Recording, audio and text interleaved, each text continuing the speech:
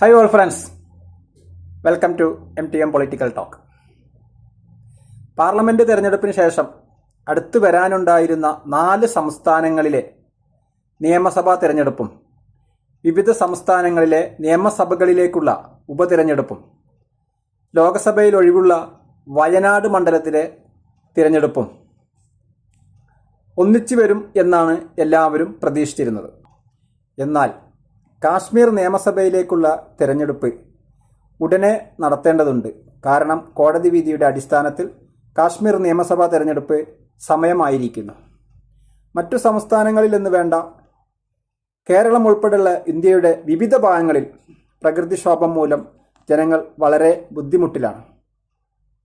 ഇപ്പോഴൊരു ഇലക്ഷനെ നേരിടുവാൻ സജ്ജമല്ലാത്തതുകൊണ്ടും കാശ്മീർ തെരഞ്ഞെടുപ്പ് അതോടൊപ്പം കാലാവധി അവസാനിക്കാറായ ഹരിയാനയിലെ നിയമസഭാ തെരഞ്ഞെടുപ്പുമാണ് ഇന്നലെ പ്രഖ്യാപിച്ചത്. എന്തായാലും അധികം വൈകാതെ തന്നെ മഹാരാഷ്ട്ര, ജാർഖണ്ഡ് നിയമസഭാ തെരഞ്ഞെടുപ്പും തീയതിയും വിവിധ നിയമസഭകളിലെ ഉപതെരഞ്ഞെടുപ്പ് തീയതിയും ലോക്സഭാ സീറ്റിലെ വയനാട് സീറ്റിലെ തിരഞ്ഞെടുപ്പ് തീയതിയും പ്രഖ്യാപിക്കാൻ സാധ്യതയുണ്ട്. കാശ്മീരിലെയും ഹരിയാനയിലെയും തിരഞ്ഞെടുപ്പിൻ്റെ മുന്നണി സമവാക്യങ്ങൾ ഇതുവരെ വ്യക്തമായിട്ടില്ല. ഇപ്പോഴുള്ള അവസ്ഥയിൽ എല്ലാ പാർട്ടികളും സജ്ജരാണ് ഒറ്റക്കൊറ്റക്ക്.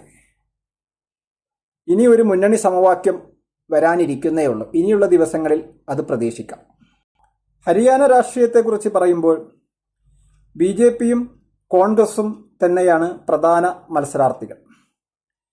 കാശ്മീരിലാണെങ്കിൽ പ്രാദേശിക പാർട്ടികൾ കൂടുതൽ മത്സര രംഗത്തുണ്ട്.